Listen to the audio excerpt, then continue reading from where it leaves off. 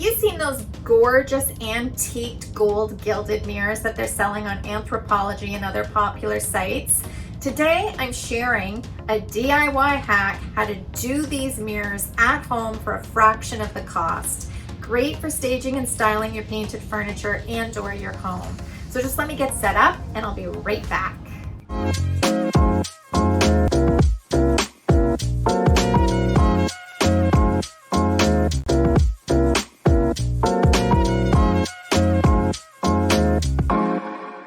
I started with this plain looking CurbShopped mirror. It's been in my inventory for a good few years, so I don't really remember where I got it from, but it looks like it was part of a dresser. This is a beginner's project that anybody can do. This is so easy. If you can, paint something and use some glue, you can definitely do this project, but just be sure safety first. So I set up a work area, sturdy workstation to work on. And when working with glass or mirror, just always be very, very careful. The first thing I did once I had it face down on the table is remove the backing. Every mirror will have a backing, and then once that's taken off, the mirror should be easy to take out of the frame. Once it was out of the frame, I noticed that it had this really pretty concave design up top, which I thought, okay, this is great. It's not just square. This will definitely add some interest. I gave the mirror a really good cleaning with Windex. And just a side note on these blue shop towels, I always keep them in my inventory because they are very handy. They are excellent for cleaning, they're good for staining, they're good for whitewashing furniture, for creating faux techniques. They're lint-free, they're heavy-duty, and you can pick them up at any Home Depot or hardware store. So this is a great tool to have, and I do call it a tool because it has so many uses. It's a great tool, these blue shop cloths or shop towels to keep in your workspace. So I'm always honest with you guys, and this was my first faux pas. I started gluing the Would You Bend onto the top. I started by using No More Nails. I figured out I want this molding on the top curve portion. I measured it out. I took No More Nails and I started gluing it on, and then I thought, no, this is wrong because you're going to see the plain wood in behind reflecting off the mirror. Since this frame is being glued directly onto the mirror, you can actually see the reflection. Like as you're looking at this now, you can see the reflection of the glue and the plain wood underneath. Now, I wasn't so worried about the glue because it's going to dry clear. However, I didn't want my painted frame to be painted on the outside and then it looks like plain wood on the inside. So I had to start over again. So I removed the Would You Bend molding and I cleaned up the mirror. I cleaned the glue off the mirror and I cleaned the glue off the back of the Would You Bend. So let's start fresh. I took my Would You Bend molding pieces and I laid them out on the mirror to figure out what type of design I want.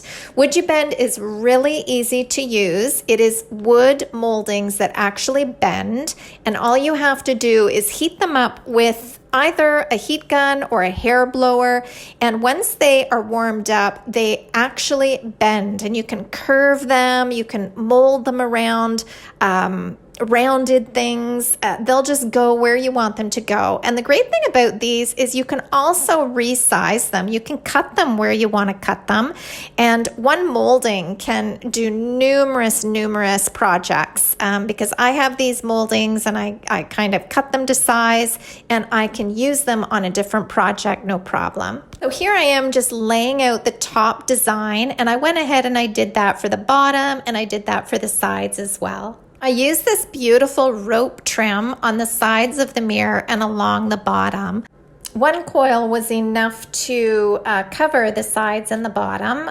Again, here I'm just heating it up so I can unravel it and measure the length I need for the sides and the length I need for the bottom. As you can see, it's easily cut with scissors. You could use a craft knife, you could use a utility knife or scissors, any of these work. And once it's heated, again, it's super pliable. You can bend it any way you want to bend it. I have to admit, I'm kind of addicted to this Would You Bend because I use it on quite a few of my projects. I have a full video on how to use the Would You Bend, which I'll include in the cards above and also in the description down below. I'll also include the Would You Bend site that you can buy the Would You Bend on, and there are a ton of designs. It's really fun even to just pop in and go see what types of designs they do have. So once I figured out my layout, here's where I went back in and I painted the back and the front of these moldings. Again, this is so the reflection would be unison once they were all glued on. I used one of my favorite colors, which is Coffee Bean by Dixie Belle. It's a black, yet it has brown undertones. It's a softer black. And I thought, well, this would be a perfect base for the gold gilded antique look. Again, this is a very beginner's project. You don't have to worry about any sort of, no brush strokes or how you're painting it. As you can see here, I was just kind of pressing the paint into the grooves on some of these pieces and dabbing it on and just making sure that I got it all covered. But there's no right or wrong way of painting these. Just get the color on there. Because the gilding wax is going to go on top of this coffee bean base color, only one coat was required. While I was painting the trim, you can tell that the Would You Bend has already started stiffening up because it's not warm anymore. And one of the pieces of trim just cracked right off. If this happens, don't even worry about it. I've had some of the Would You Bend trims crack or they break right off, and it's so easy. Once they're heated up, you just glue them back together again and you wouldn't even know the difference. So again, if a piece breaks on you while you are painting it or while you are applying it, no worries. These are very versatile wood moldings and very easy to work with. So after the paint dried, I started gluing on the moldings, but here's where I went wrong again. I don't know why. I thought I didn't want to bother with the no more nails because I really had to squeeze that bottle to get the last of it out. So I went the lazy way and I thought, you know what? I'm just going to use my hot glue gun. That should work. No, do not use hot glue gun to glue anything onto a mirror because it doesn't work. It will not hold. It seemed like it was holding when I first started doing it, but no, then it just actually, once it cools, it just will peel right off. So do not use a hot glue gun on any type of mirror surface. What I did find very helpful though was to use a straight edge to adhere the trim on perfectly straight. So here I'm using a large level that I butted up against the bottom of the mirror, and it made gluing on the trim very easy because it was perfectly straight when I glued it on. And of course, once I realized that my hot glue gun was not adequate, I went back to the no more nails and started squeezing out the last little bits of it. But I have to say, no more nails is a construction adhesive. And once it's glued on anything, you are going to have a heck of a time taking it off. My brother-in-law actually was trying to take something off one of the cabinets in his workplace that was glued down with no more nails, and the whole cabinet came off the wall. So really be careful where you're using these no more nails glue onto, because like I said, once it's adhered, I don't think you're getting it off. So once my no more nails dried and the new frame was on the mirror, this is where I started the antiquing. And I took Dixie Belle's gold gilding wax and I just used my finger to run the gold gilding wax along the high points of this frame. It's a lot of fun to do. The effect has a huge impact. And here's how it all came together.